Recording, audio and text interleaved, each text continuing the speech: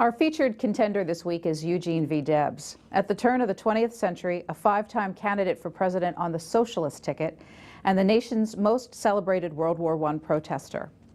This December 1921 footage captures Debs on his return to his hometown of Terre, Haute, Indiana, following his release from prison by President Warren Harding after a federal conviction stemming from those war protests.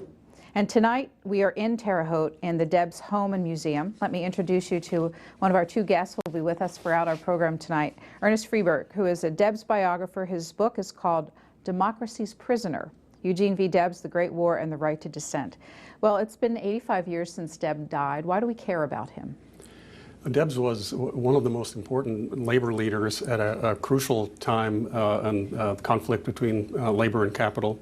But more importantly, he was the central figure in the socialist movement at a time when it was a viable, growing, an important part of the American political culture. So is he interesting as a snapshot in time, or does he have a lasting legacy, do you think? Well, I think like many third-party candidates, he and his fellow socialists managed to move the conversation in very important directions that have affected the development of American democracy ever since. So in that regard, he is of his time, but he's also had a long impact on us as well. We will have time to delve into some of the elections more deeply later on, but of the 5 bids he made for the White House, are any particularly significant? Well, 2 for very different reasons. The 1912 bid represents the high watermark of socialism, where he got about 6% of the vote. The more, or quite different election is 1920, where he was imprisoned in the Atlanta penitentiary and got 1 million votes also while running in prison. And we will learn more about both of those and his other bids for the White House as our 90-minute program, The Contenders, our look at people who made an attempt at the White House and failed, but had an effect on political and American history. We're live tonight from the Debs House and Museum here in Terre Haute, Indiana. It's on the campus of Indiana State University. And Eugene V. Debs lived in this house with his wife, Kate, and she lived here for years after he died. We'll show you more of the house as we continue here. The top floor of this house is an interesting mural. And the mural throughout the entire top floor depicts the years of Debs's public life. And throughout our program, we will be showing you aspects of that artwork to help illustrate Eugene V. Debs's story. Right now, let me introduce you to our second guest in the program. She is joining us from the second floor in what was Debs's bedroom. Now it is a museum room with a lot of artifacts in it. Lisa Phillips is a history professor at Indiana State University and a specialist in labor history. Lisa Phillips, thanks so much for being with us. Your thoughts on Debs's significance to the American story? Oh, like Ernest said, I think that his significance has to do definitely with his activity in labor unions, the American Railway Union, and in the Socialist Party as well. And he has had a lasting effect on many of the laws that were passed during the Progressive era were as a result of his activism, some of which we still enjoy. And he certainly can tell us a lot about his time period through his running for president and through all of his labor union activities as well. Lisa Phillips will be showing us some of the artifacts from time to time in the house here. She's also part of the Debs Foundation. Tell me about the work of the Debs Foundation and why you're involved in it. The Debs Foundation seeks to keep the Debs legacy alive, and what it hopes to do is to promote not only the museum but the policies that Debs promoted, which is social justice and equality and the rights of workers generally. So it continues to try to live through the spirit of his mission. As we turn to your expertise in understanding this house and what you showcase here, can you tell me a little bit about how this house is financed and functions, who pays for it and whose care it's under? It's paid for by the Debs Foundation, and it's cared for by Dr. Charles King and by Karen Brown, both of whom are here in Terre Haute and who run tours of the museum on a daily basis. Well, to our viewers, in about 10 minutes or so, as we always do with these Contenders programs, we're going to open up our phone lines and involve you in the discussion. Very interested to hear your questions or comments about Eugene V. Debs and the turn of the 20th century and that period in American history that he represents. Let me ask you a little bit about what made him a success at what he did. Well, many people remember him most of all as a dynamic speaker. This is an era of wonderful stump speakers who could fill 2 and 3 hours with a speech. Debs, many said, was really the best in that genre, and in fact so good that he could afford to charge a modest admission for his audience, and that's how they funded the socialist campaigns in many cases. And he was just a very charismatic and had the ability. I think he began as a sort of staid Victorian speaker, but as he became more comfortable over the years, he developed a sort of more modern, impromptu style that really made a tremendous impact on his audience. And over your shoulders is Debs's library, and my understanding is that Debs dropped out of school at age 14. And I'm curious about his extensive library and how he educated himself. Well, he was very much self-taught.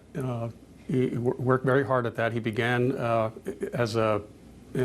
working in the railroad union and was very interested in the literature there. He worked for a while as a grocery clerk in town.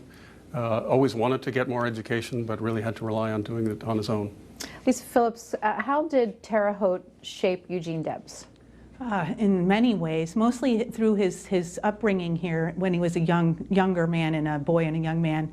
And he always hearkened back to the Terre Haute of his youth, and he thought and invoked it all the time in terms of the harmonious relationships that he said developed in old Terre Haute between not everybody, he said, could aspire to do something good in their lives, whether you be a business owner or whether you're a worker, but everybody had the chance, he always said, in old Terre Haute, to do something and to aspire to improve their lives, and that's what he held in the most regard, I think, in terms of his upbringing. Well, when you walk around the house, you see that he was interested in politics from what looked like an early age. He made bid for clerk in this town and also made a successful bid for the Indiana legislature on the Democratic ticket.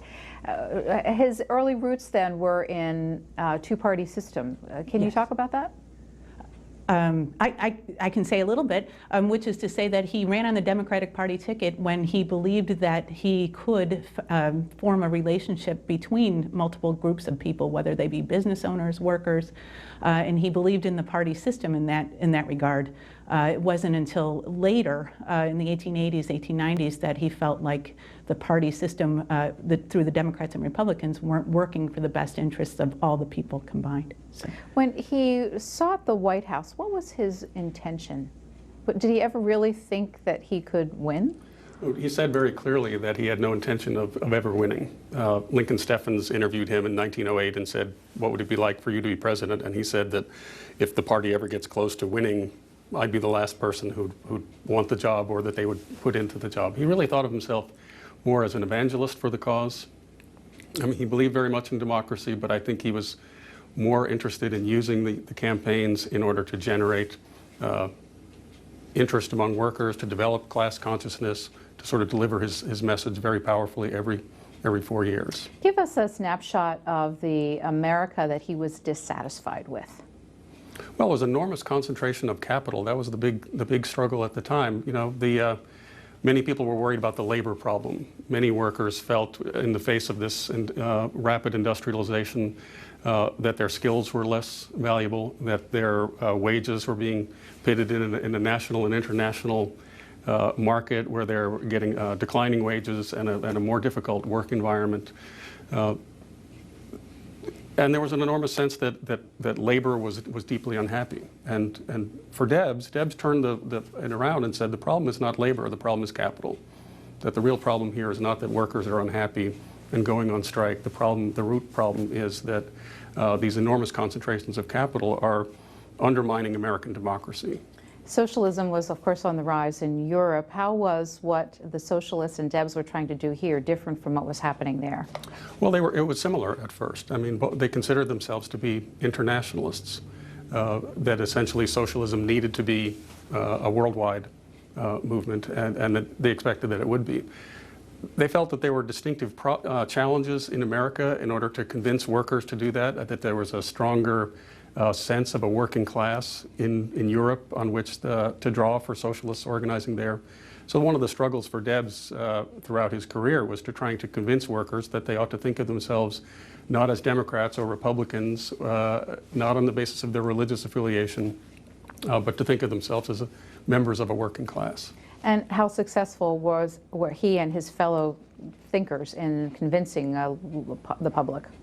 I mean, at the height of its popularity, yeah. how much ground did they make? It depends on how you measure that. I think, you know, if you measure it by Debs' success, as I said, his high water mark was 1912. He got 6% of the vote, about 1 million votes. Never any electoral college votes, though, right? No, no. And, but there was a much broader, I mean, the socialists were much more successful at the local level. There were quite a number of socialist mayors, city officials of various kinds. There was a very vibrant international socialist society for college students started by Jack London.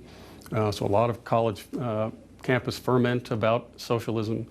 There was an enormously lively press. Some of our best journalism from that time period comes out of the socialist press, journals like the Masses out of Greenwich Village. So socialism was much bigger than counting the votes, I think. And today in Congress, United States Senator Bernie Sanders of Vermont is a socialist, and we talked to him about Debs's legacy. Let's listen to a bit of what he had to say. A lot of the ideas that he advocated, talked about when people get old, there should be a social insurance for them. There should be retirement benefits for them. Well, that's what we call Social Security today. And amazingly enough, in the year 2011, there are those same people who hated Debs when he was alive who now want to destroy Social Security. And he believed that health care was a right of all people. That battle continues today. But I think it is fair to say that many of the huge advances made during the 30s under President Roosevelt, the Great Society under Lyndon Johnson, and throughout, those were ideas that people like Debs probably brought to the attention. It was the first person to bring to the attention of millions of working people. And Lisa Phillips, let me ask you to add your perspectives to the America that he saw and was dissatisfied with, and ultimately whether or not he saw himself as anti-American or wanting to change America. No, I don't think he saw himself as anti-American at all. In fact, I think he thought that he was advocating through his Socialist Party and labor union activity a kind of America that he hearkened back to again in the old days of Terre, Haute, of one that was more community-centered and one that was less driven by big business. He wasn't, in his early days, he wasn't even anti-capitalist at all and worked with the railroad companies. But it wasn't until the advent of corporate capitalism or big business that he really felt as if there had to be a movement against the for-profit motive that continued to bring everyday workers' wages down.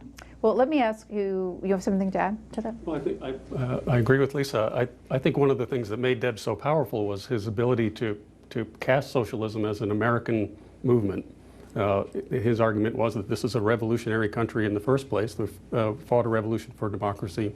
And in his lifetime, he experienced the Civil War as a revolution. And so some of his greatest idols were the abolitionists. His argument was that the country had fought a battle to overthrow chattel slavery, and the next step is to overthrow wage slavery, as he called it. A question for you, who were his workers? Did he include women in his view of it? Did he include people other than whites? Did he include immigrants? What was his definition, Lisa? Well, he as one of the first industrial union leaders, he was mounting a movement on behalf of the working class, which he believed everyone who was a worker who earned wages, which were 2/3 of Americans by 1890, was a part of, whether they be an immigrant, whether they be black, whether they be women. So he certainly saw them as all members of a working class that needed to be uplifted in some way, shape, or form. There's controversy still to this day among historians about whether he did enough on behalf of women and African Americans, and he had some trouble seeing immigrants, especially Chinese immigrants and Italian immigrants who came over temporarily and worked for very low wages and then brought them back to their home countries as part of the same American working class that was trying to fight for higher wages. So he had some trouble over the course of his career. reconciling that. But certainly his as an industrial movement was one that recognized the rights of all workers, regardless of their backgrounds. Now, I understand that you've got one of the artifacts is a copy of The Jungle Yes. of Upton Sinclair. What's the significance? Well, it's of huge significance. Upton Sinclair wrote The Jungle and published it in 1905. He was a member of the Socialist Party himself, and he highlighted in The Jungle the horrible conditions that meat packers worked in Chicago, and the conditions. What really riled up the country was not only the conditions of the workers who were making working in the meat packing industry, but also the quality of the meat, the processed meat that was coming out of the plants. So he was the one who wrote about rats and people's fingers being caught in the processed meat, and how horrible that was. So he worked, he and Debs were supporters of one another, and Upton Sinclair was able to, like Debs, demonstrate the problems with the growth of big business, and it was Upton Sinclair's work that led to the creation of the regulation of the food and meat industries, the precursors to the FDA. So very much of the same mindset in terms of demonstrating the negative consequences of big business.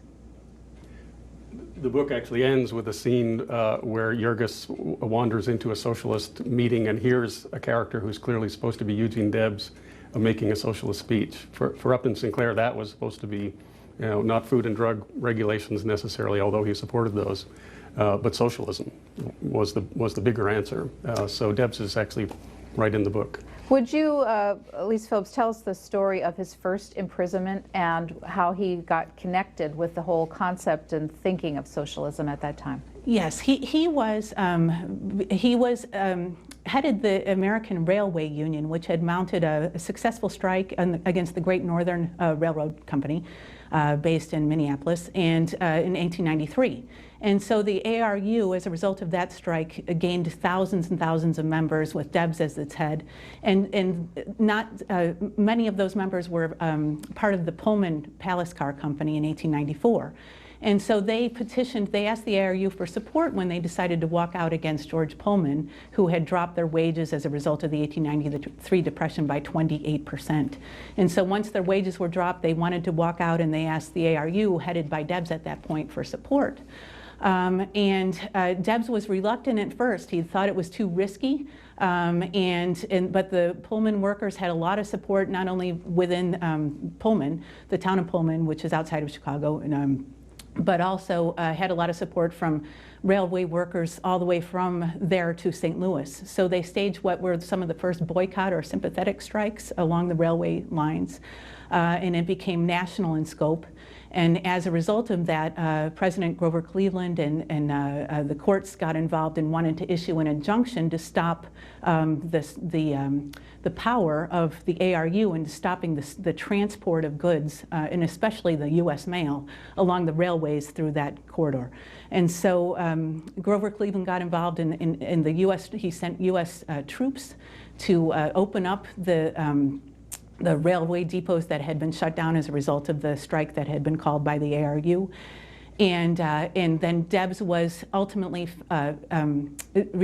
didn't call the striking workers off and was found in contempt of court for not following the injunction. And so he served 3 months in prison as a result of being convicted of being in contempt of court. And so then, it was then when he was in prison after the Pullman strike that he was introduced to Socialist Party literature and became a Socialist Party member and then staunch advocate. I read a description that he left prison, Ernie Freeberg, a changed man that first time. Do you know more about that? Well, I think he did come to the realization. He felt that when the federal troops came in and smashed the strike, when he ended up in prison for defending the rights of workers, that it made it as clear as it could be that the two parties were both working against labor, and that there needed to be an alternative. He didn't go right away to socialism. He was involved in the Populist Party very actively initially, and then when that failed, then the Socialist Party emerged after that. For our two guests, we're going to begin bringing your telephone calls into the mix. We've got the phone numbers, and we'll put them on the screen. They are 202-737-0001 if you live in the Eastern or Central time zones. If you're in the Mountain or Pacific time zones, 202-737-0002. And we'll mix calls in throughout our 90 minutes here. And as we take our first call, we want to give you a sense of where the House is in Terre, Haute, and on the campus of Indiana State University. So we're going to show you that via a great Google map as we listen to our first caller from Bath, North Carolina. This is Steve. Hi, Steve. You're on the air. Please compare Debs with William Jennings Bryan in 1912, and for that matter, over their careers, because it seems like they are appealing or trying to appeal to a similar constituency. Thanks very much. In the election of 1912, William Jennings Bryan was our earlier profile. So right. How did they compare? Well, Debs was initially an admirer of Bryan, and I think that they shared some concerns about reform. I think the crucial difference is that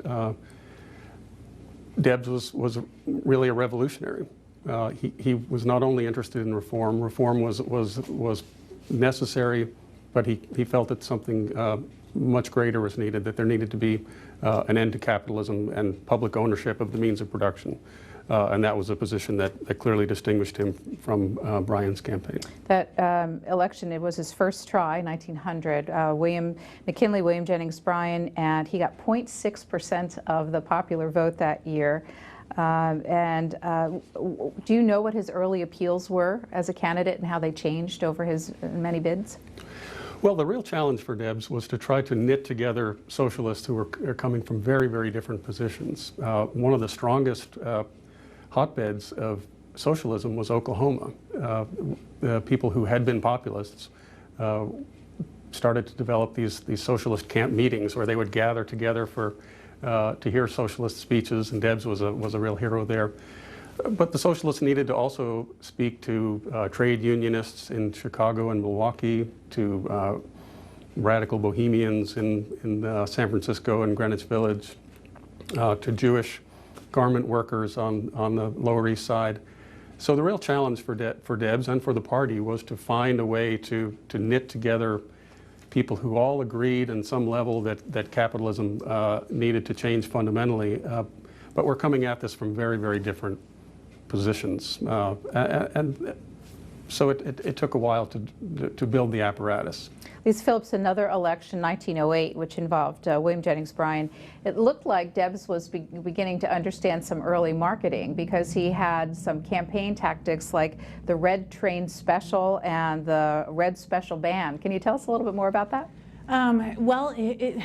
1908 was a critical year because of the ascendance of the popularity of the Socialist Party and because of the strength of labor unions and the American Federation of Labor and other labor unions in this period. So his message, I think, as Ernest was just saying, appealed to increasingly more people from a diverse amounts of backgrounds. So the Red Special would have been a good unifying kind of symbol to use to unite what were very disparate groups of people who were either working on farms or who were in urban areas, and so it meant to his supporters kind of a challenge to big business, a challenge to capitalism. They would have called it big business or monopolies in that period, so that's what red then would have indicated in the 1908 election. So it was a good way to unify people with just the use of the Red Special. Next telephone call is from Los Banos, California. This is a caller named Randy. Hi, Randy. Welcome. Thank you. Yes, I just wanted to kind of give a little bit of background. My grandfather actually voted for Eugene V Debs in his election. The other thing that I had is that as I went through school, through the primary grades of school through high school, we never heard of Eugene V Debs, and it seems like one of the things that is really lacking in our education system is labor history. The fact that when people talk about Social Security, unemployment insurance, and many people, even older people, are surprised when people died for those benefits. They were not gifts.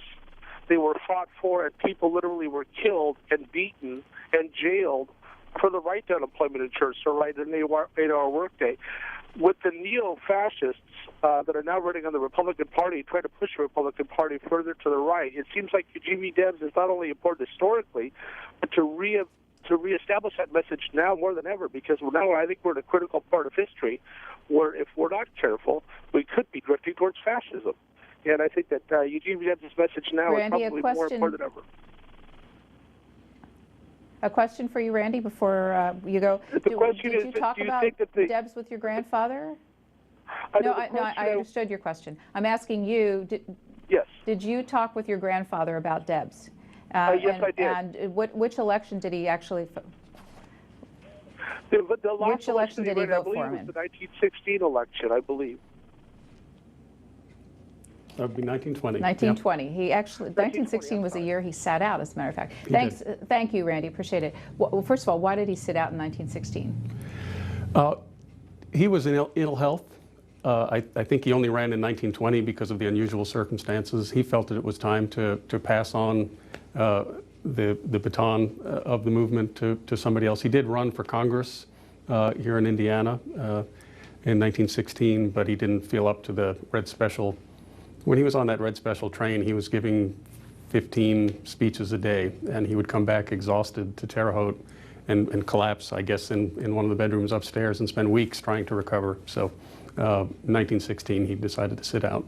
Lisa Phillips, Randy's comments probably were music to your ears about the lack of teaching of labor history in schools. Now, you teach at the college level, but I'm wondering what you're thinking about teaching of labor history to America's students today. Oh, of course I would say that it should be taught more than it is. I think that there's so much we can learn about working people, all of us who work every day and try to make ends meet, and to value them by teaching their history is very important. And it gives us a different perspective on what it means to fight for some of those rights that the caller was mentioning, and not take them for granted, and realize that as hard fought as they were fought for, they can and can be easily, taken away and fought for again. So we need to really teach, I think, those struggles and how difficult it was, so that we don't simply take for granted the benefits that we've received as a result of them. In the early parts of the 20th century, was there a middle class in the United States? Sure, yes. I mean, a large part of corporate capitalism, it actually generated a much larger middle class. And so the people that he represented, would they have been part of that middle class, or it was the working class? There were a large number of middle class supporters, people who went to Debs meetings expecting to see them be just working class people. Were often surprised to find that there were, actually many of the most important writers and political thinkers that we can think of from that time period were either members of the Socialist Party or at least very sympathetic to their agenda. So it was really. He considered it a working class movement, but it had a very strong leadership component from the middle class. And the period 1900 to mid-1915 or so, would it have been dangerous to call yourself a socialist in the United States? Were the authorities watching you in any sort of way? Well, no, I would say it was not. It was, I mean, there are particular incidents and to be involved as a socialist in particular strike environments or was a problem. There was some conflict over the rights of soapbox speakers. The socialists were big believers in bringing their message to the street through soapbox oratory, and sometimes there were clashes with the police. But in terms of a sort of persecution of socialists, they were very much part of the political conversation in this period. When did that change, and when did people, the public at large, begin to get more suspicious about intentions? Well, when socialists started to get a lot of votes, that started the conversation. 1908 and 1912, Teddy Roosevelt called Debs one of our most undesirable citizens, an apostle of bloodshed and anarchy. So there was a sense that the forces of moderate opinion needed to push back against socialism rhetorically at first. And it wasn't really until World War I that the gloves really came off and socialism was sort of physically and legally assaulted. Next is a caller named Cal watching us in Midtown Manhattan. You're on. Hello. I'm loving the series. Just thank you for the series. Really fascinating history. Thank you. Just off the bat, there are a couple of things that just strike me, and hopefully your guests can comment on one or the other. One is the grievances against growing capitalism, strangling the rights of the people as it was thought of then, as it is now. You know, as you know, like we have this protest in Lower Manhattan, Occupy Wall Street, that seems to have as part of its platform some of the same grievances as I understand them, and also the idea of the organization, the mechanics of the organization of the movement. I don't know if you're aware of this, but Occupy Wall Street is receiving a lot of criticism because they're making a deliberate attempt not to have a specific platform or agenda or a list of grievances. Maybe you can talk about the mechanics of organizing a movement as Debs understood it, and who might have inspired him in his life with things that he might have read. Thank you. Thank you for the series. All right, thank you. Thanks, Cal. Let me ask Lisa to take up the question of what were his grievances against capitalism. His grievances against capitalism were, and it was monopoly corporate capitalism that he had the most trouble with. And that's why he thought that an overthrow of corporate capitalism was in order. And his grievances against them was the accumulation of wealth in the hands of a few, and the controlling. What he argued early on was that combinations of corporations, of business owners, would be able to get together to control many aspects of the economy, and that's what he was clearly against. So what he advocated were labor unions as similar combinations of workers who could then work together to break the monopolies that corporate entities had been forming with each other to control many aspects of the economy at the time.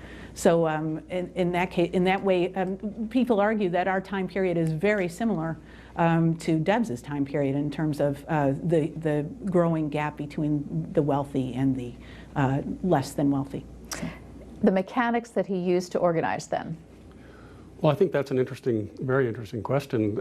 It is the case that socialists, one of the things that made Debsian socialism work in a way that it has not worked in the country since is their talent for organizing, their willingness to attend a lot of meetings and to develop a separate independent press. They were very strong critics in a way that sounds very, very modern about the influence of big money on newspapers, on the media of the day, and very much believed that there was no way that people were going to hear the workers' side of the story or their side of the story if they didn't create their own alternative press. So that was crucial. I mean, Debs was the exciting person who blew into town and rallied the troops, but socialism really relied on much more of a grassroots organizing process and a lot of attempts to win at the local level. The presidency was out of reach, but it was not impossible to get on the city council. But we also have to think about the time period. This is even before radio began. And so politics for Americans in those days meant what in their lives? I mean, was it an activity to fill the evenings in ways that we don't really appreciate today? Well, sure. This was a period of enormous party loyalty. It was starting to fade in this time period, but not for... And also social, is I guess what I'm asking. Is yes. So people would gather in the evening and listen to speeches in ways that now we're busy with lives and have lots of media in our lives and that sort of thing. And I think that there were many more newspaper sources, and they were much more barbed and polemical. Labor unions had their own press. So there was a much more complicated mix available to people in print. Actually, while we're talking about media, Lisa Phillips, will you talk about a publication for which Debs wrote frequently called The Appeal to Reason? Sure. Whoops. My earpiece came out for just a second, but it's sitting right here next to me. And this is The Appeal to Reason right here. And it was started in 1895 as a Populist Party newspaper. And it became the journal or the newspaper of the Socialist Party in 1901. And so it is one of those publications, many newspapers of which would have existed and did exist in that time period, where people would read and find out as much information as they could. So it was Upton Sinclair, whose book we just showed earlier, was first serialized in The Appeal to Reason. So the first time it was published was here in The Appeal to Reason. Other people wrote in it. Debs wrote in it. Jack London wrote in it. So many authors of the period would have written first in The Appeal to Reason, which was after 1901, the Socialist Party's newspaper. I'd like to very briefly read to you from a statement that Debs made after the 1912 election. He sent it by telegraph to be published in The Appeal to Reason. Results of the 1912 election, a statement. Here's just briefly. He wrote, "From return at hand, it is now certain that the Socialist Party has doubled its national vote. Now that the battle is ours, we must lose no time in preparing for the next. We're the only ones who came out with colors flying." Debs wrote, "The Socialist Party from now on is the party of the people. This virile young giant will make history in the next few years. Soon after the Democrats go in power, they will demonstrate their utter impotency and helplessness, and thousands who voted their ticket will turn from them in disgust." How was he as a prognosticator? That was a bad prediction. The Socialist Party actually started to decline right after that election, and at least in terms of membership, and never recovered that peak. And one of the main reasons, well, one of the main reasons was that the Wilson administration did just the opposite of what Debs predicted there. It brought in a slate of reforms, hour controls for 8-hour day for railroad workers, some regulation of the banking system, some gestures towards the right for unions to organize. Small steps toward what the socialists wanted, but certainly enough to win a lot of voters. Let's take our next telephone call. It's from Cortland, New York, and this is Sharon on the line. Sharon, go ahead, please.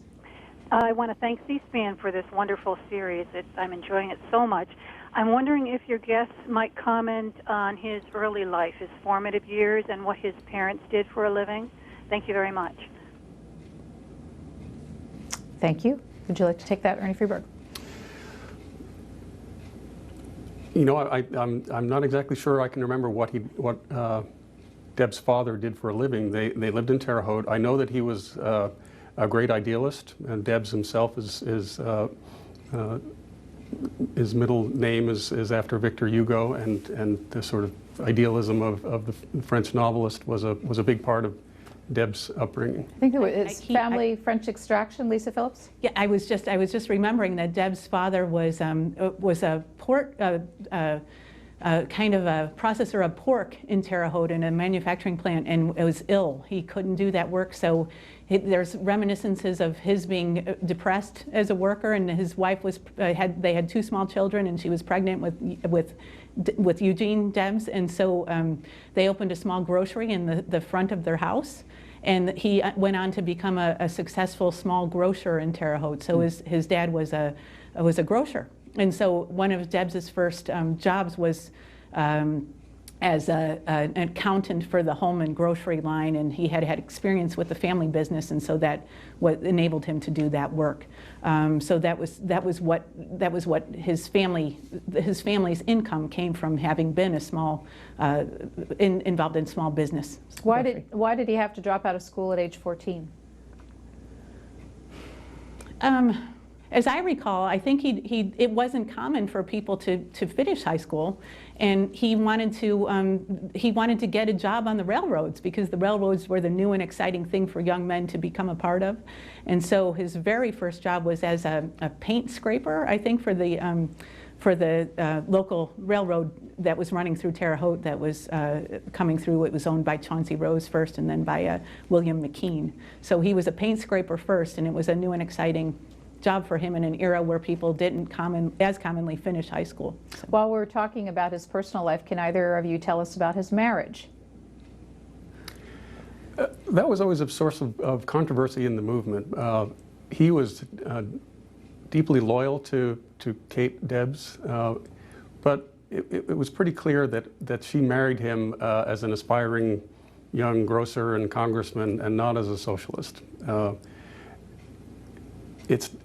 She's often spoke in favor of socialism publicly, but not enthusiastically. Many decided that she was probably would have been happier if he had not pursued that life. which also kept him on the road most of the time. I mean, Debs was back in Terre Haute mostly to collapse upstairs and try to recover before he headed out on another campaign. So she was left keeping the home fires burning here in this lovely house. So Kate spent a lot of time in the living room where we are right now in this house of Terre Haute, Indiana. With sort of down and out railroad workers knocking at the door and hoping that they could see their hero. Did they ever have any children? No. And you said that he traveled extensively and she chose never to do that, or we don't even know if she was invited to come along. I Hard to know she what was was not going invited. on, right? Yeah. Let's take our next telephone call from Terre Haute, Indiana. This is Tom. Hi, Tom. Here we are in your hometown. Hey. Have you been to the Debs house? No, I have not. I work 2 blocks away from there, and so I have no excuse for that. But thank you for a fantastic series. I would just like to make a quick comment, because there are so many people across America would love to be calling. I just lucked out to do it. But I just want to say this. When the unions and socialism came about because of the lack of benevolent employers. And I want to make one point. I lived in Colorado, and I worked with Westinghouse, and I called on the mines of Colorado. And I used to drive through southern Colorado on Interstate 25, and I would pass a town called Ludlow. And I would ask Ms. Phillips if she knows anything about the Ludlow Massacre, and I'm not sure when it happened. I'm sure Debs was alive at the time. But I would just hang up now and please ponder what I've said. You moguls of America, who we need jobs, and we need them now. So please, could you tell us a little bit about the Ludlow Massacre in Colorado? Thank you. Well, the Ludlow Massacre and several other massacres or riots of that time period were often blamed on the striking workers or the protesting workers at the time, whether they be miners or whether they be protesting for their rights. What happened in Ludlow, which happened in Haymarket, which happened in other riotous incidents, were that there would be federal troops or other authorities brought in to quell the protesting workers, and many of them would be killed. So I can't remember how many people died in the Ludlow Massacre, but in Haymarket and in other riots, in the Homestead Strike, several people would be killed, and then the unions or the striking workers would be blamed for having caused a riot and for protesting. And so that caused a lot of negative. That was part of the reason why a precursor to the ARU, the Knights of Labor, went by the wayside, because they were blamed for in part for the Haymarket riot, which caused the deaths of several people. So the Ludlow Massacre, similarly, was an incident where striking workers were killed, and where people were blamed. The strikers themselves were blamed, unfortunately, for that.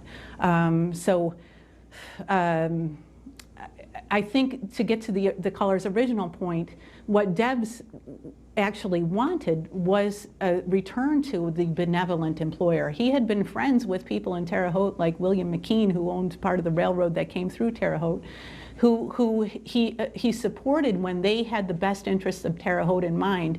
It was when they brought in what McKean called, and others of the period called, heavy capitalists, and when they started trying to make relationships with people out east, that Debs started to break his ties with smaller business owners in places like Terre Haute, and started criticizing them for their need for profit. So it wasn't small business that he originally was against. It was the for-profit motive that drove those small businessmen to become business moguls, and then create conditions that caused the Ludlow Massacre and the Haymarket riot among workers who they didn't think any other choice but to strike. Were there socialists all across the United States, or was it a regional phenomenon, Lisa? Oh, no, it was all across the United States. Here in the Midwest and also out west, especially with the Western Federation of Miners, they were big supporters of the Socialist Party. Big Bill Haywood was a founding member of it. So there were mostly out west, Oklahoma, as Ernest said, the Midwest and in the East in places like New York were the strongholds of the Socialist Party. But the remarkable thing about the Socialists was they drew support from rural Americans and farms who were being affected negatively by capitalism, from urban areas like Chicago and New York, from Western coal miners. So they drew support from lots of people who were similarly negatively affected by the rise of this corporate kind of capitalism. You had a thought you wanted to add? Well, I think rather than moving toward more benevolent employers, Debs, I don't think, believed that that was possible at this point. I think rather than ending monopoly capitalism and going back to small-scale capitalism, socialists were interested in, they were basically arguing that business will get bigger and bigger. The important thing is for it to be run by the people rather than by individuals for private gain. So this is a much more radical proposition as a way to solve this problem. I mean, there were plenty of people, including capitalists, who were seriously engaged with trying to figure out how to soften the hard edges of the Industrial Revolution that was going on. Andrew Carnegie, most notably with his Gospel of Wealth, suggested that there needed to be more benevolent moguls.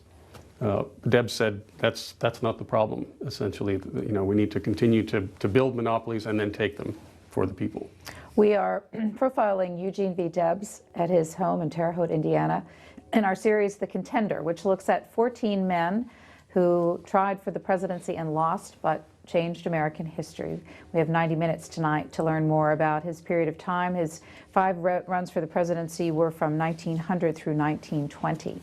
And for our 2 guests here in Terre Haute, our next telephone call is from Annandale, Virginia, outside Washington. This is John. Hi, John. Hi, Susan. Wonderful program, and thanks for C-SPAN. I was intrigued by your guest's comment that Teddy Roosevelt said that Eugene Debs was the most dangerous man in America or something to that effect, when Teddy Roosevelt himself is known as a trust buster and breaking up Standard Oil and the like. So it would seem that they would have at least some things in common. I wonder if your guest could comment on that. Ernie Freeberg. Sure. Very good question. Roosevelt said we need to take what he called the sane part of the Debsian program and adopt it. That Debs, with his interest in taking over private industry and trying to run it through the people democratically, that this was a crazy idea that would undermine one of the pillars of American democracy in private property and free enterprise. On the other hand, he was well aware of the growing concern among workers as well as the middle class about the problems of big business. So he basically, Roosevelt argued that it was important to take the good ideas, the things that we now have inherited from the socialist movement in many ways that we've been talking about, and to adopt those. So these became an important part of his Progressive Party platform, and were also part of the reform agenda for the Wilson administration. He said, Debs wants to tear down in a spirit of hate by stirring up class envy, workers against their masters, in a sense. But what he wanted to do was to socialize the country in a different way, without socialism. Elise Phillips, you have more to add on that question? I think, too, if I'm not, I might be remembering this wrong, but I don't think Teddy Roosevelt supported nationwide strikes of the type that happened under the ARU with Pullman. So that seemed very dangerous to presidents who were in charge of making sure that the country ran smoothly.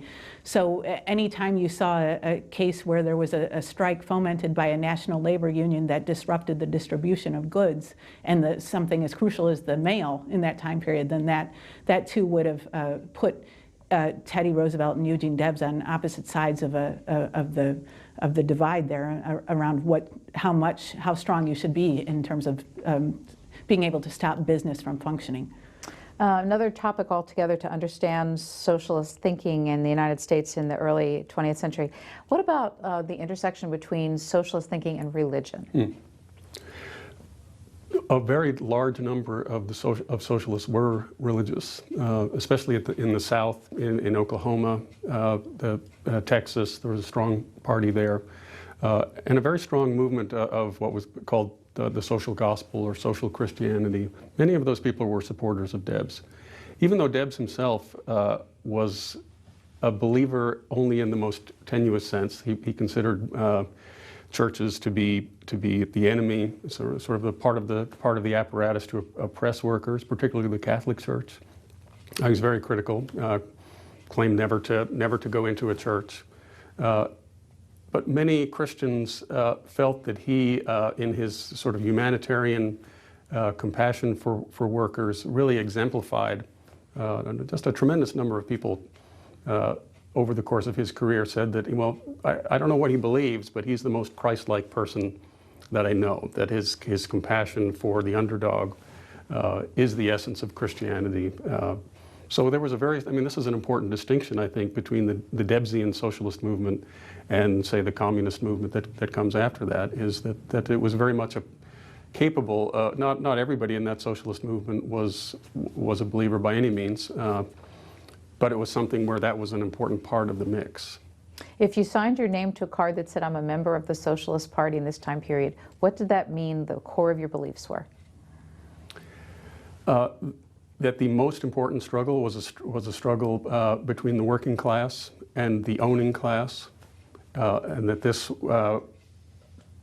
was inevitably going to result in a victory for the working class as a necessary next step in the evolution of history, and for American socialists, I think, a necessary next step to realize or to protect the principles of the American Revolution, the dignity of individuals, but embodied in their ability to participate equally in their economy. So very much thought of themselves as patriots. We touched on that theme before. Yes, harkening back to, he spoke of Lincoln and also of some of the founding fathers in his writing. So he really saw himself as an extension of the early roots of American history. Defining American, the important movers and shakers in American history as being radicals. That history is driven forward by people. He would point back to Jesus, to Socrates, to Thomas Jefferson, to John Brown, Wendell Phillips. That history moves forward by people who, start out with an idea that seems deeply unpopular, but in retrospect is the necessary next step for moral evolution. We have a Hoosier for our next call from Bloomington. This is Chris on the line. Hello, Chris. Welcome to the conversation. Hey, thanks for having the conversation. It's a great surprise to see on television tonight. So I was wondering if your guests would be able to comment on Deb's relationship with the industrial workers of the world and with the general strike in Seattle in 1990. All right, Lisa Phillips, the I.W.W. Yes, Debs was a founding member of the I.W.W, which started in 1905, and the I.W.W was a clearly an industrial union movement, so it was juxtaposed against the American Federation of Labor, which was more of a craft skilled workers-based union. So the I.W.W was, like what Debs advocated with socialism, was a movement among a working class of people, and it saw its boundaries not as nationalistic, and it sought to work with workers in other countries, Spain, France, Italy, and is a part of a kind of a, this never came to be, but they saw themselves as a part of a workers' movement among workers fighting capital worldwide rather than just within the United States. So it very much fit with Debs's later interpretation of what had to be done to promote the rights of workers, not only in the United States, but in other places in the world as well. Was he affiliated with them throughout his life? No, there was a split within it's kind of complicated, but there was a split within the I.W.W over the Socialist Party there was a split within the Socialist Party that affected the I.W.W, and so he remained very much supported the I.W.W. but took less of a leadership position once rival Socialist Party leaders, I think it was Morris Hillquit, and Big Bill Haywood kind of took over the I.W.W. or at least brought it into a different vision than Debs had in mind. Was the I.W.W. the Wobblies? Yes. Yeah. And I think one of the most important breaks was over the issue of violence or sabotage. You know, the Wobblies argued, and this was a tough bunch in a very tough environment, working in the mines and lumber fields, and they argued that there were times when, in order to advance their cause, they needed to use sabotage or other forms of violence in order to fight back. And did Debs agree with that? Debs did not agree with that. He wasn't a pacifist. He recognized there were times when you needed to use violence, but he felt that the strategy of advocating violence was not appropriate for American democracy, and that in fact workers always lost. When they tried violence, most of the power to spread violence around belonged to the state. Next up is Minneapolis, and this is Ken. Hi, Ken. Yes, hello. This is Ken in Minneapolis. Thank you to C-SPAN for this wonderful series. I can hardly wait for George McGovern. And I work in public radio, and a little bit earlier your scholars were talking about Debs and media. And in New York City, there is or was a famous radio station, WEVD, named for Eugene V Debs, and it debuted in the early 1920s, and it was one of the nation's first non-commercial listener-supported radio stations. And given Debs' name in the call letters, I'm just curious if he had any involvement with that radio station. Thanks. And his demise was in 1926. Radio just beginning to come on the scene as a medium. Did he have a connection? As far as I know, it's an homage to him, but he had no direct connection to it. Lisa, we only have 35 minutes left already. This program is going by pretty quickly here. A question for you about Debs, if you can answer this, is if he were to walk into this room, we're surrounded by images of him all over this house. It's really interesting how many you all have preserved here in the foundation. But can you give us a sense of how tall a man he was? Was he slight? Give us a personal glimpse of him if you can. As far as I know, I think he was 6'2" or 3". Ernest, I'm not sure if that's correct, but I know that's about right. Yeah. And I think that he was always very thin, so he's very lanky. You can see that in the pictures of him, and he was that way from his youth on, and so he was a commanding figure, but he was not burly, I guess I would say. So you told me, Ernie Freeberger, that he was also an advocate of some of the contemporary eating fads of the days, of more early holistic health. Can you tell us a little bit more about that? Well, he was often ill, and it was hard to pin down just what the problem was. I think some biographers have suggested it was a sort of nervous exhaustion from these hard campaigns, the stress that he was under. And he would often retreat to try to recover, and he would find his way to these sanitariums where he would experiment with walnuts and a ketchup diet and sleeping with his head oriented toward the north and these sorts of things, and often would write letters back to his dear brother suggesting that these things were working out just great for him. So now, switching gears here in our time, as the nation began to march toward World War I, what happened to the labor movement as all this international political turmoil in this country was making these big decisions about its role in that? Sure. Well, when the war first broke out in Europe, most Americans, workers and otherwise, were really very determined to keep out of the war. And there were isolationists, especially in the Midwest and in the South, who said, there was God gave us the Atlantic Ocean for a very good reason, and that's to not get involved in the European war. The many large immigrant groups in the country were deeply divided about the conflict overseas, but didn't want to participate helping the other side. And so there was a strong push for neutrality initially, really until things escalated out of control. Wilson himself was elected for a second term, campaigning that he had kept the country out of war, that he was a negotiator for peace. Just weeks after being inaugurated for a second term, he started to move the country to war. And I want to show our viewers your book, because we're now getting into your subject area, Democracy's Prisoner, Eugene V. Debs, The Great War and the Right to Dissent. In 1917, Congress passed a law about speech about the war. Would you tell our viewers what that law was? Sure. It's called the Espionage Act, but it actually was never used to convict any spies during the war. There were German spies, and much of the law dealt with that. But there were also provisions there that allowed for the government to have enormous control over dissent. The postmaster was given the power to ban any publication that was publishing anything that the postmaster considered to be not supportive of the war, not sufficiently patriotic. And anybody who was deemed to give us, to say anything that was discouraging of the war effort was liable to a $10,000 fine and 10 to 20 years in prison. Well, obviously, today we look at it and say First Amendment challenges all over this. Did the Supreme Court ever hear the law? Yeah, they did. Debs was one of the important test cases. There were 3 test cases that came up. About 1,200 people were convicted under this Espionage Act. And were sent to prison. And were sent to prison. And the Supreme Court unanimously supported it at that point. Now, Debs began to be anti-war at what point?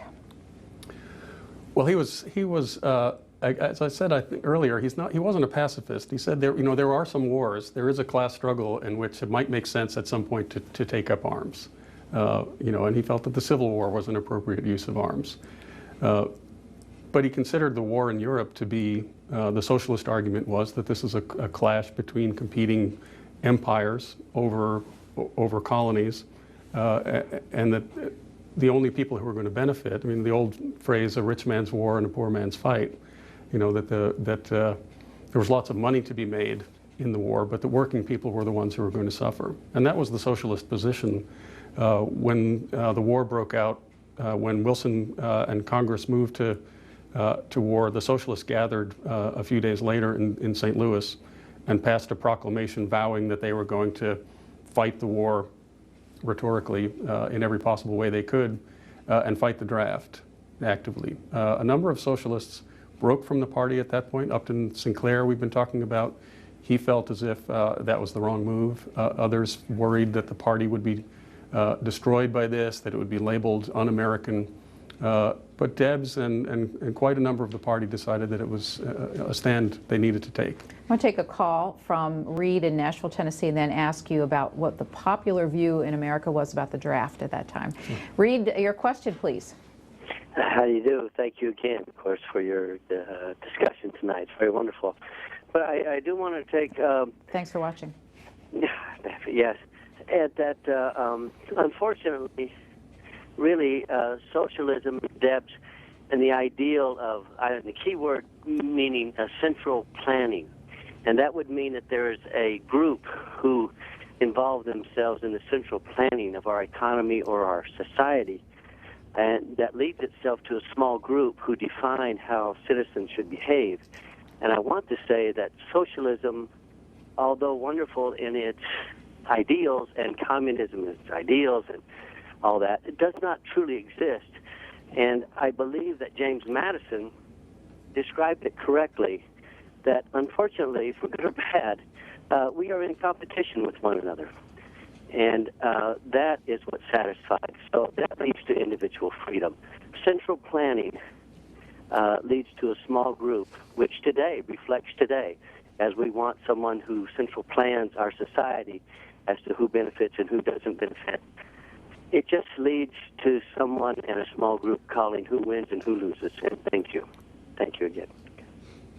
Thanks, Reed. Lisa Phillips, comments for well, Reed. Actually, that was not too far off from Debs's position, believe it or not, because what he was arguing was that the central planners of his day were these large business owners, the Andrew Carnegies, the J.D. Rockefellers, the Cornelius Vanderbilts, who had a lot of political power and influence, who in essence, through monopoly formation, were the central planners of the economy in that period.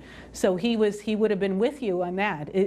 But he just wanted there to be a more diverse group of people, working people, who had a role in the planning of the economy and how wealth was distributed. So he was against the central planning that was being done in the period by very wealthy, by that point, Americans and business owners. Right. In the interest of time here, we were talking about the draft, but I want to go on to his position on the draft and his famous speech in Canton, Ohio. To share with our viewers, it was a speech that ended up having Debs arrested. And just to get a flavor of it, here is one of two quotes. "The working class, who freely shed their blood and furnished the corpses, have never yet had a voice in either declaring war or making peace. Yours not to reason why, yours but to do and die. If war is right, let it be declared by the people." When he made that speech, did he know he was going to go to jail? He had to know that it was likely. He knew that there were federal agents, stenographers in the audience taking down what he had to say. I think he gave a number of speeches along the same lines up to that point and had not been arrested. He said at the start of the speech, "I need to be careful what I say. I'm not going to say anything I don't believe, but I have to be careful. I know I'm being watched." And the audience fully understood the situation. He spent a lot of that time in that speech denouncing the fact that many of his comrades were already in prison. And he said, if they're guilty, I'm guilty. What was his trial like? Was it a big national event when he was on trial? Yes, it certainly was. It was in Cleveland. And Debs got an opportunity to make two very powerful speeches about socialism in front of a national audience.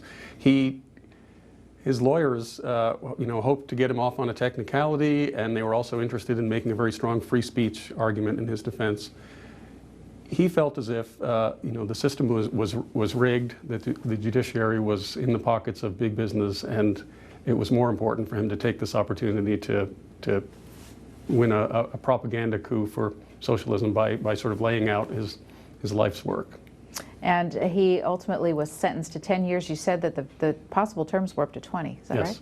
That's so right. 10 was viewed how? It's hard to say that he got a break. He was an older man at that point and in not good health. And when he went off to prison, it was many people assumed that if he didn't get out, he would have died in prison.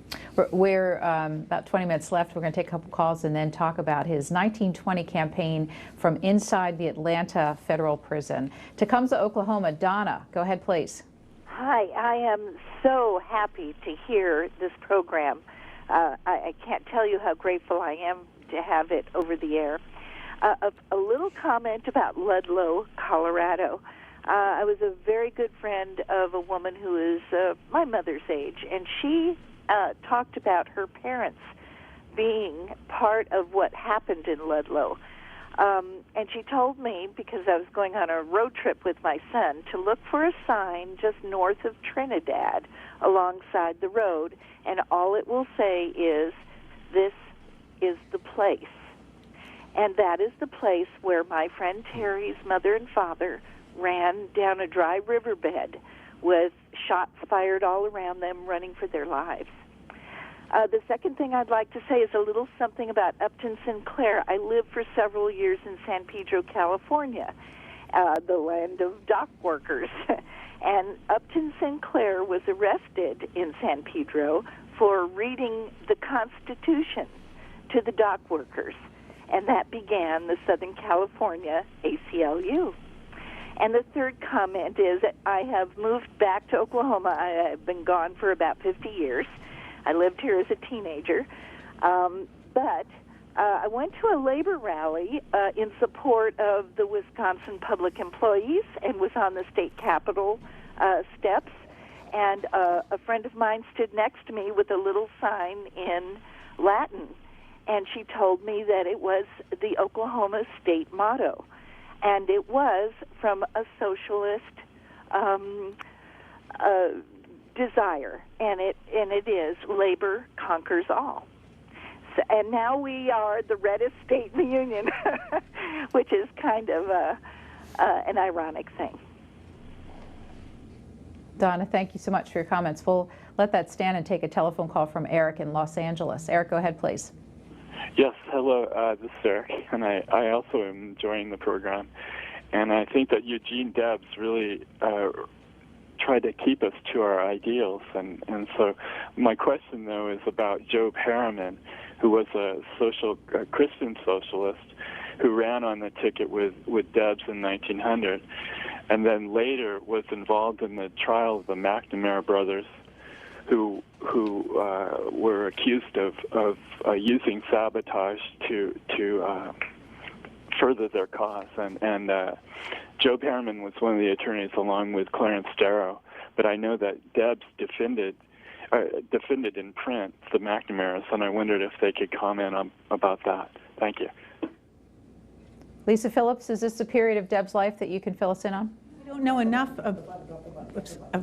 I don't know enough about it, but I do know that I failed to mention earlier that Clarence Darrow was a big part of Eugene Debs' defense in 1894 after he was accused of being convicted for contempt of court with the injunction after the Pullman strike. But I don't know enough about Joe Harriman to comment on his involvement with Debs or with the McNamara brothers. So, Debs did not intend to justify the dynamiting of the building, which was the Los Angeles Times building, which was, the center of a tremendous anti-labor, anti-socialist sentiment at that point. He believed that the McNamaras were innocent, and so much of his defense of them was really based on believing that this was a false charge.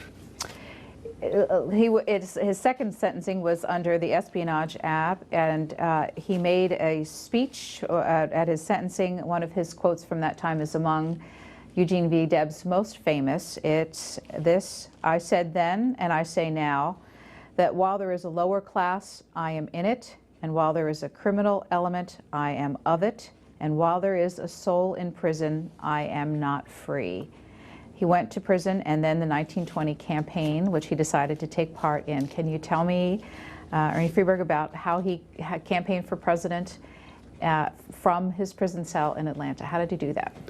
Well, he was not allowed. It was an awkward situation for the federal government because he was a seditionist being jailed, but he was also a legitimate candidate from a legitimate legal party.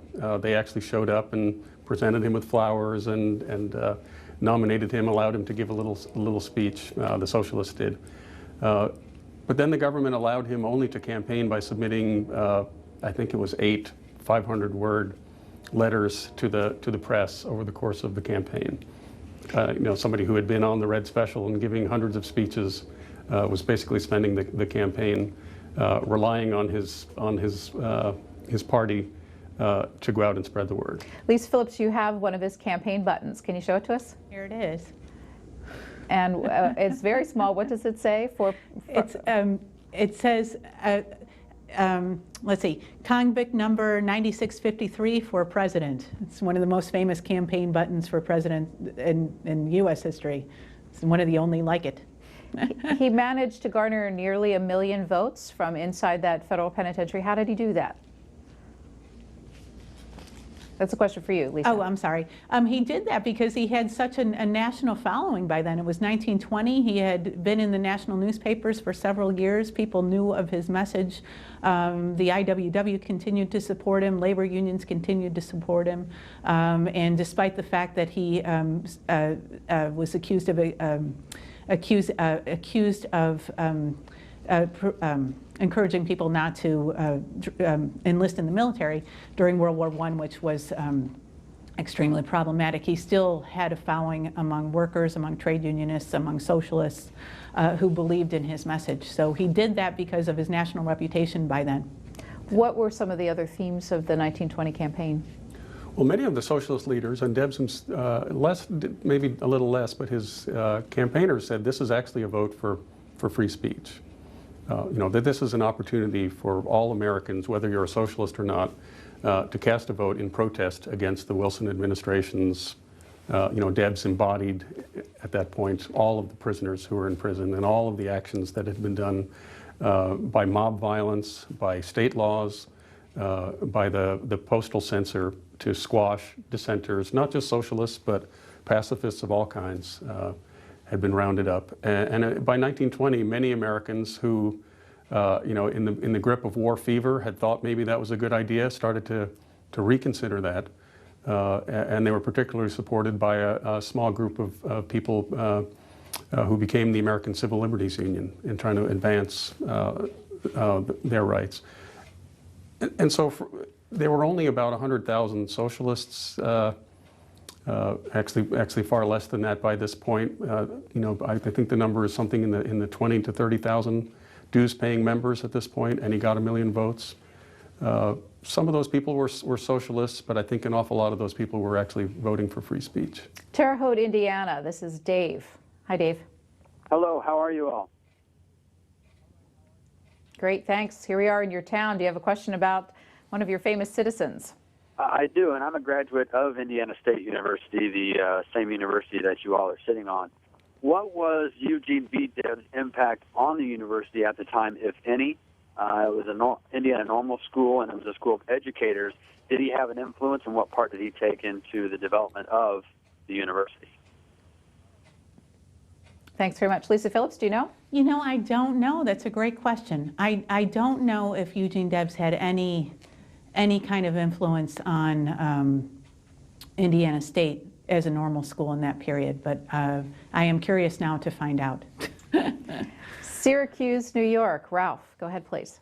Yes, I'm a U.A.W. worker from upstate New York, and I think that the problem was that you had at the time, you had Eugene Debs, and you had the Socialist Labor Party, and then you had the Socialist Workers Party, and then you had Samuel Gompers of the American Federation of Labor. And Gompers and Eugene Debs didn't see eye to eye, and I think that's a problem, that you never had a unified workers movement in this country, because it was splinter groups, and that was his problem, that was never able to achieve its goals, and I'd like to see your guests would comment on that. Thank you very much. Lisa Phillips. There was a huge split. The caller is absolutely right in this period, and it continues to the present day, which among labor unions with regard to the split between, in that period, it was craft unionism, which was embodied by the American Federation of Labor, versus industrial unionism, which is what Debs advocated through the I.W.W. And so Debs was after a working class movement where you erased the lines that divided skilled workers from unskilled workers, whereas the American Federation of Labor was composed of very tightly organized craft-based unions, whether they be coopers or plumbers or carpenters or bricklayers or that sort of thing. So it was a very different kind of approach toward representing working class interests, and they did not see eye to eye in continuing into the 1930s, 40s, 50s, and beyond. So. Well, Debs campaigning for president in 1920. During the Wilson administration, twice his attorney general put before him clemency petitions. Why did Wilson say no? It's a little complicated. Wilson was open to the idea initially, it seems, as a way to sort of clear the air after the war. He had a stroke. He seemed to sort of lose his moral compass. Many people felt, who were his supporters, who felt like this was an obvious gesture of goodwill that he might make. He heard from a lot of soldiers and their families that Debs was a traitor. I mean, it was certainly not just the government that considered Debs to be, and these others to have crossed a line. Debs was the embodiment of that dissent. In fact, was there an active campaign with lots of money by the American Legion and veterans groups like that to keep Debs in jail? Sure. I mean, that was one of their primary missions when they first organized after World War I. They said this was their priority number one, keep Debs in prison. The Ku Klux Klan was emerging at this point, and they also considered Debs and the other radicals to that it was important that they stay in prison. So there was a lot of pressure on the president, and not a lot of political gain, I think, in his judgment to release. So then how did he secure an early release?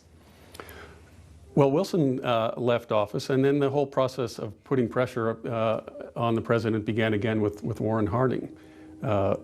People were in the amnesty movement were a lot less optimistic about convincing Harding, because Harding was a conservative, pro-business Republican who seemed to have less motivation.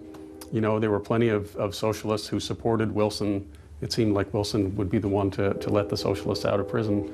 But Harding, you know, he campaigned on this idea of returning the country to a pre-war normalcy, to sort of stop these tensions. And the protest movement, the amnesty movement to try to get Debs out of prison was not just the election, but it was a huge movement. There were petitions being gathered on the streets of Terre, Haute and all across the country, massive petition drives. They would have to bring the petitions in on the back of a pickup truck to deliver to the White House. Many, you know, people from across Europe and the United States, George Bernard Shaw and H.G. Wells and H.L. Mencken and Helen Keller. I mean, many people are involved in this movement to try to get the prisoners out. And I think for Harding, he had no interest in inheriting this mess from Wilson. So in the name of normalcy, he waited a little while and then he let Debs out of prison. And not only let him out, but invited him to the White House. That's right. And Debs went? Debs went, yeah. And what do we know about that meeting? Neither one of them said anything about it. Harding said something like, you know, I'm so damn glad to meet you. It was a Christmas morning, Christmas afternoon meeting, I guess, and Debs came out and said, Harding seems like a very nice man. I believe he said, you know, that the president asked me to tone down my rhetoric, but I have no intention of doing that. And then he got back on the train and headed to Terre Haute. You're looking at some extremely rare footage, and I don't know that it's been seen before on TV, of Debs coming out of the White House and speaking to the media after his meeting with the president there.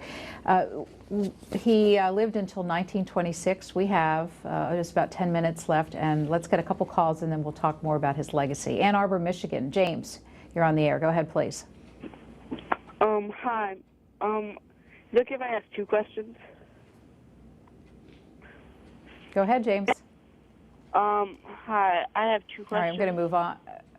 Hello?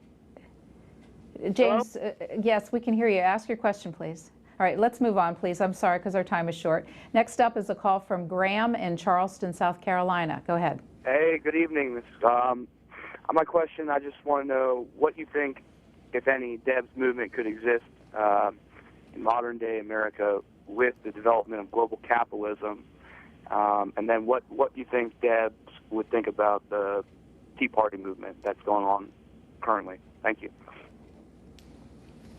Thanks very much. It's always a tough thing for historians, isn't it, to project what a historical character might think of today. But you want to take a stab at it? It needs to be done with real caution. Well, first thing I would say is that global capitalism is not something new. That was very much an issue with the flow of immigrants and the flow of capital and the worldwide nature of capitalism in Debs' own day. So sometimes it seems we overstate the distinctive global nature of the economy that we live in now. As far as the Tea Party goes, Lisa?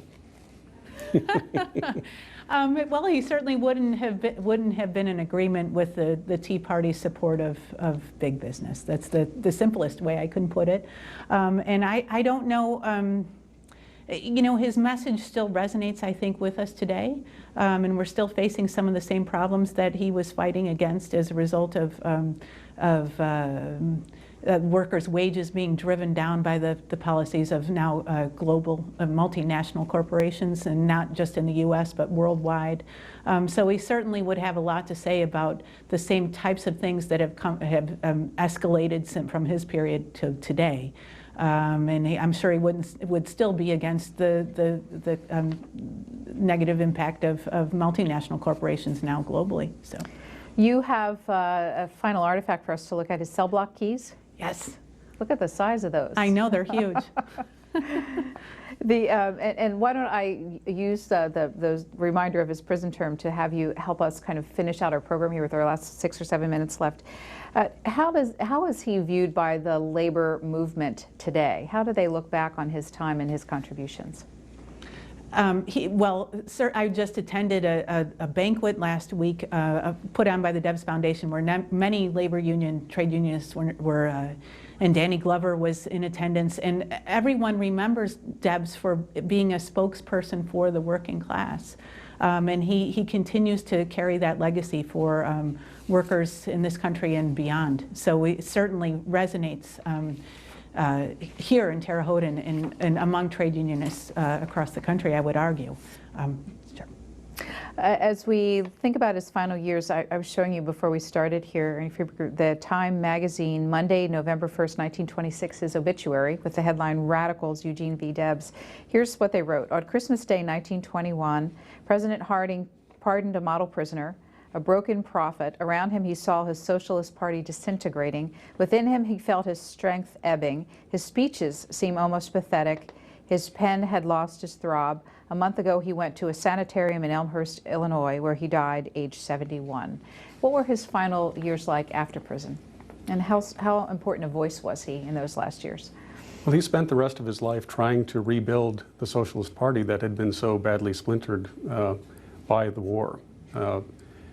Without success, and that was both a self-inflicted wound because the Socialist Party itself had a bitter split over communism, and it was a very difficult thing for him. The communists were trying to convince him to join them. To be, he was the country's most famous, most high-profile and beloved radical, and the communists wanted very much to have him on board. And Debs had been very enthusiastic about the Bolshevik Revolution, but he refused ultimately to sign on with the communists, objecting to the idea of a dictatorship of the proletariat and objecting to some of the methods of the Bolsheviks.